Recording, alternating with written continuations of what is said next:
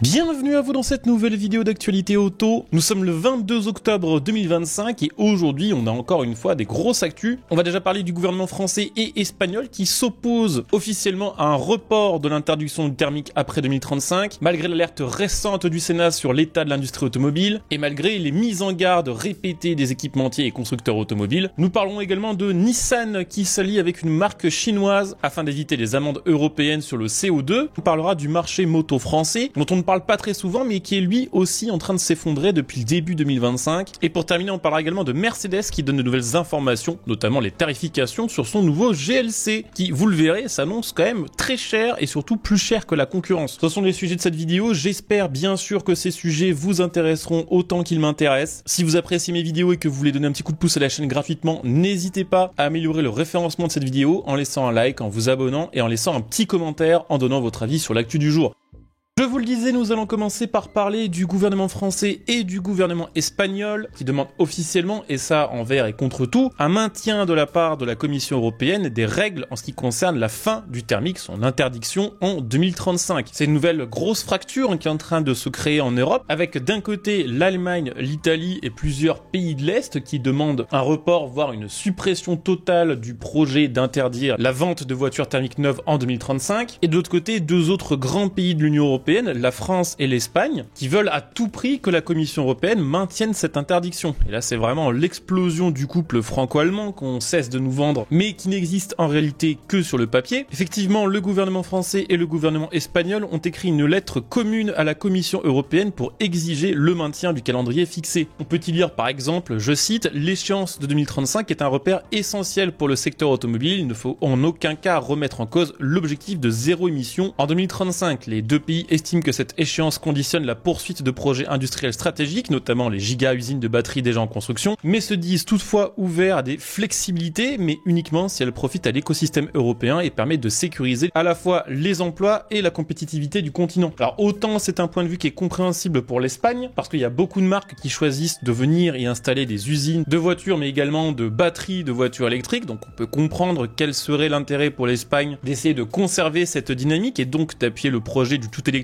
pour que ces projets d'investissement dans l'électrique continuent en Espagne. Pour la France, les motivations sont un peu plus obscures parce que ça fonctionne pas du tout. Et d'ailleurs, on en a parlé il y a quelques jours encore dans plusieurs vidéos. De moins en moins de constructeurs font construire leurs voitures en France. Les projets d'usines de voitures électriques, de production de batteries, de recyclage de batteries et tout ce qu'on veut sont sans cesse repoussés. Les usines n'arrivent toujours pas à monter en cadence, faute de demande. On a même le Sénat il y a quelques jours qui a fait un rapport assez accablant sur l'état de l'industrie automobile, expliquant littéralement noir sur blanc que s'il n'y avait pas de remise en cause de l'interdiction du thermique en 2035, dans quelques années, il n'y avait plus d'industrie automobile française et que cette chute de l'industrie automobile emporterait probablement avec elle d'autres secteurs industriels. Même au niveau des marques françaises, on n'y croit plus trop la voiture électrique quand on regarde ce qui se passe du côté de Stellantis avec Peugeot et Citroën qui misent maintenant plutôt sur l'hybride que sur la voiture électrique. Quand on regarde Renault qui effectivement s'en sort moins mal mais est en train quand même de penser ses prochains modèles de Scénic et de Mégane qui sont actuellement 100% électriques pour recevoir des moteurs thermiques, c'est assez difficile de comprendre quel serait l'intérêt pour la France, économiquement, de vouloir absolument pousser vers une fin du thermique, alors que l'électrique ne prend pas et que même si elle prenait en Europe, ce serait probablement pas la France qui en serait la principale bénéficiaire au niveau de l'industrie à cause des coûts du travail et des coûts de l'énergie. D'autant plus que, et ça c'est vraiment un exemple frappant de ce qu'est le en même temps à la sauce Emmanuel Macron, parce que au moment où le gouvernement demande un maintien de la transition vers la voiture électrique, la France et son gouvernement annoncent dans son budget, donc dans son PLF 2026, le projet de loi de finances, supprimer des aides financières et fiscales qui étaient jusqu'ici dédiées aux entreprises qui installaient des bornes de voitures électriques. Donc d'un côté, on veut pousser à la voiture électrique, de l'autre côté, on fait tout pour que ça n'arrive jamais. Donc on a une Europe qui est absolument pas d'accord du tout sur l'avenir automobile, avec une commission européenne qui est obligée d'avancer la commission de revoyure qui était prévue pour fin 2026 à la fin de l'année 2025 pour en urgence réouvrir les dossiers, faire les comptes, voir où on en est vraiment sur cette transition vers le tout électrique et voir si c'est vraiment quelque chose de réalisable. Donc pour résumer la situation, on a 4 des plus grands pays de l'Union européenne qui sont en désaccord total. On a un Sénat qui demande à la France de retarder la fin du thermique. On a un gouvernement qui veut pousser à l'électrique mais qui en même temps abandonne une partie des aides destinées à sa banalisation. On a toute une industrie automobile, que ce soit les constructeurs, les équipementiers, qui depuis plus d'1 an maintenant ne cessent d'alerter la Commission européenne sur l'état de la filière. Par exemple, hier, on a encore Florent Mengo qui est le PDG de Michelin, qui est quand même une marque marque colossale dans l'industrie automobile, le fabricant de pneus qui est français mais qui s'est imposé mondialement, qui explique que la réglementation européenne est complètement irréaliste, que ce soit à propos de la fin du thermique, mais également à propos du reste de la norme Euro 7, des règles qui, je cite, rendent l'avenir de l'industrie automobile européenne impossible. On a la quasi-intégralité des constructeurs automobiles qui ont freiné des 4 fers sur le tout électrique ces derniers mois, aussi bien du côté des marques allemandes que italiennes que françaises. Aujourd'hui, c'est encore le patron de Ford, Jim Farley, qui dit, je cite, le marché de la voiture électrique sera bien plus restreint qu'on ne l'imagine. On est dans une situation extrêmement compliquée et pour l'instant, c'est extrêmement difficile de se projeter ne serait-ce que de quelques mois en ce qui concerne les réglementations. Ce qui est 100% sûr, c'est que les mois qui vont arriver vont être passionnants en termes d'actualité automobile. C'est vraiment un tournant majeur comme l'industrie automobile n'en a jamais connu.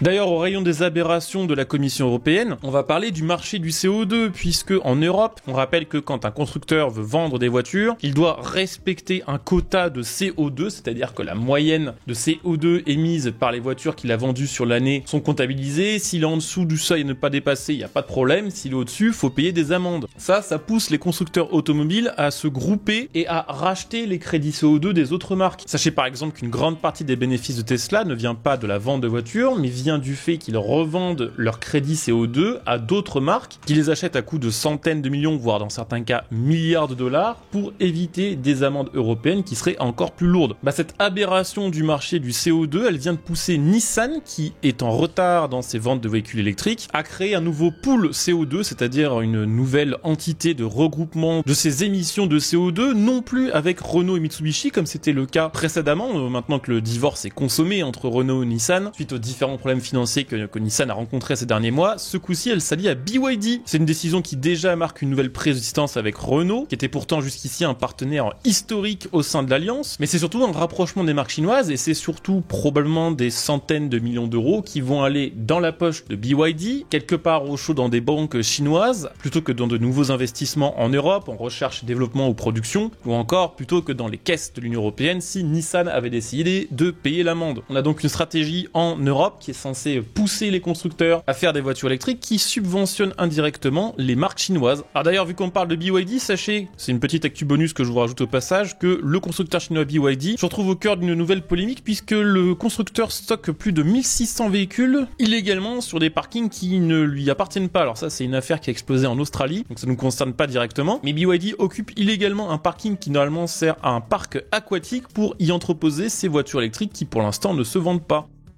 Je veux aussi rapidement vous parler de moto parce que c'est vrai qu'on n'a pas souvent l'occasion de parler de deux roues. C'est vrai qu'on n'en a pas beaucoup parlé depuis le début de l'année, mais la moto est en train de s'effondrer également en France. Je dis également parce que c'est aussi le cas bien sûr du marché automobile, avec après les chiffres de septembre 2025, une baisse de 10,9% des ventes depuis le début de l'année. La plupart des catégories de motos ont profondément chuté en 2025. Il y en a deux qui permettent quand même aux constructeurs de respirer un peu, c'est les 125 cm3 chez qui la baisse est moins forte, notamment parce que sur ce secteur-là, les constructeurs chinois comme Zontes ou comme Vogue, grâce à une politique de prix ultra agressive, arrivent à alpaguer plus de clients. Et il y a les trails qui est l'une des seules catégories en nette hausse avec plus 16%. On a Mobiliance qui est un organisme français spécialisé dans la mobilité, qui fait une espèce de parallèle entre le marché de la moto et les classes sociales françaises, expliquant que les petites motos pas chères s'en sortent pas trop mal, que les motos plaisir et les trails haut de gamme se vendent très bien, mais que tout ce qui est au milieu, les motos on va dire un peu lambda, les motos qui servent d'outils pour aller au travail par exemple, la moto on va dire un peu de monsieur tout le monde, est en large baisse, probablement parce qu'une grande partie des motards n'a plus les moyens ou plus vraiment envie de remplacer sa moto actuelle par une nouvelle. Alors c'est pas tout à fait le même constat que pour l'automobile, où là tous les secteurs sont en forte baisse, mais 2025 semble être une année assez mauvaise quand même pour la moto. Pour terminer, on va parler rapidement du Mercedes GLC électrique, puisque Mercedes donne plus d'informations à son sujet, notamment les prix. Mercedes qui compte beaucoup sur ce modèle pour essayer de redresser un peu la barre sur la voiture électrique. Après les différents échecs commerciaux qui ont été la ligne EQ, dont la production a été arrêtée prématurément face à la faible demande. Concernant son GLC électrique, Mercedes nous parle de 71 950 €, c'est-à-dire à peu près le même tarif que le BMW iX3 qui sera sa concurrence directe. Cependant, il y a déjà un problème qui joue contre Mercedes avec ce GLC, c'est qu'il affiche quand même 100 km d'autonomie de moins que le iX3, avec 714 pour le GLC contre 805 pour l'iX3. Bon, ça c'est les données WLTP, on sait que dans la réalité pour les deux modèles ce sera probablement moins. Donc une batterie moins performante, de taille plus réduite, réduite que Mercedes veut compenser via des prestations intérieures plus haut de gamme, notamment en misant sur tout un tas d'écrans. Il y en aura 3 par exemple pour la planche de bord qui sera 100% numérique. Reste à voir si c'est vraiment ce que la clientèle de Mercedes attend, et ça on le verra dans quelques mois lors de la commercialisation de ce GLC. En tout cas, on a fait le tour pour les actus du jour. J'espère que la vidéo vous aura intéressé. C'est le cas, je compte sur vous pour le montrer en soutenant gratuitement la chaîne, et pour ceux qui veulent aller plus loin et donner un petit coup de pouce financier à la chaîne, en devenant des soutiens via le bouton rejoindre sous cette vidéo à partir de 99 centimes par mois. Merci à ceux qui jetteront un coup d'œil, merci à ceux qui soutiennent déjà la chaîne via ce moyen-là, et puis écoutez, à demain pour la prochaine vidéo. Ciao.